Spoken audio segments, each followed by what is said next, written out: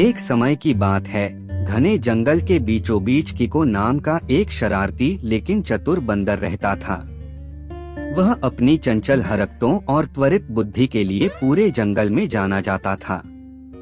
किको एक बड़े प्राचीन बरगद के पेड़ पर रहता था, जो हरे भरे हरियाली और जंगल की हलचल भरी आवाजों से घिरा हुआ था।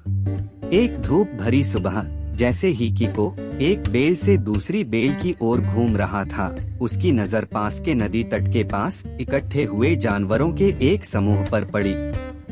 वे परेशान और व्यथित थे, सूखे के कारण भोजन की कमी के बारे में चर्चा कर रहे थे, जिसने जंगल को कई हफ्तों तक प्रभावित किया था। जानवरों को डर था कि अगर सूखा जारी रहा तो उन्हें बहुत नुकसान होगा। उनकी दुर्दशा से प्रभावित होकर किको ने मामलों को अपने हाथों में लेने का फैसला किया। उसे जंगल के बीचों बीच एक छिपे हुए उपवन के बारे में एक पुरानी किंवदंती याद आई, जिसके बारे में कहा जाता है कि वहां फल देने वाला एक जादुई पेड़ है जो किसी भी सूखे को समाप्त कर सकता है। अपनी आंखों में एक शरारती चमक और दृढ़ निश्चय के साथ किको घने जंगल से होकर एक साहसिक यात्रा पर निकल पड़ा। रास्ते में उन्हें विभिन्न चुनौतियों का सामना करना पड़ा। एक चालाक अजगर जो रास्ते की रखवाली कर रहा था, एक उग्र नदी उनका रास्ता रोक रही थी, और शरारती बंदरों का एक समूह जो उत्पात मचा रहा था। निडर होकर किको ने चमकदार वस्तुओं से अजगर का ध्यान भटकाकर उसे मात देने के लिए अपनी चतुराई का इस्तेमाल किया। मजबूत लताओं का उपयोग करके नदी के पार झूल गया और शरारती बंदरों को जादुई पेड़ से स्वादिष्ट फल देने का वादा करके उनकी सहायता करने के लिए मना लिया। इन चुनौतियों का सामना करने के बाद किको अंततः छिपे हुए उपवन तक पहुंच गया। किंवदंती के अनुसार वहां एक शानदार पेड़ खड़ा था जो जीवंत फलों से झिलमिला रहा था, जो कीमती रत्नों की तरह चमक रहे थे।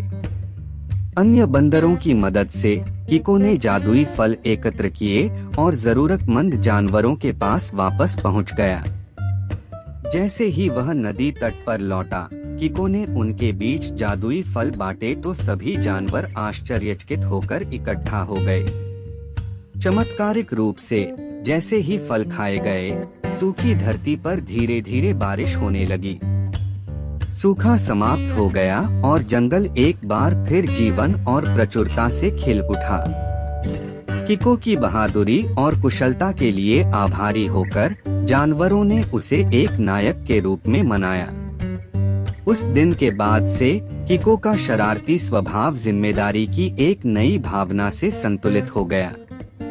वह न केवल अपनी चंचल हरकतों के लिए बल्कि अपनी दयालुता और जरूरतमंदों की मदद करने की इच्छा के लिए भी जाने गए। जंगल किको के साहसिक कार्य की कहानियों से गूंज उठा, जिसने अपने सभी निवासियों को विपत्ति के समय में संसाधनशीलता, साहस और एकता की शक्ति का महत्व सिखाया। और हरी भरी हरियाली के बीच में जंगल को बचाने वाले चतुर और दयालु बंदर की कहानी पीढ़ी दर पीढ़ी हस्तांतरित होती रही।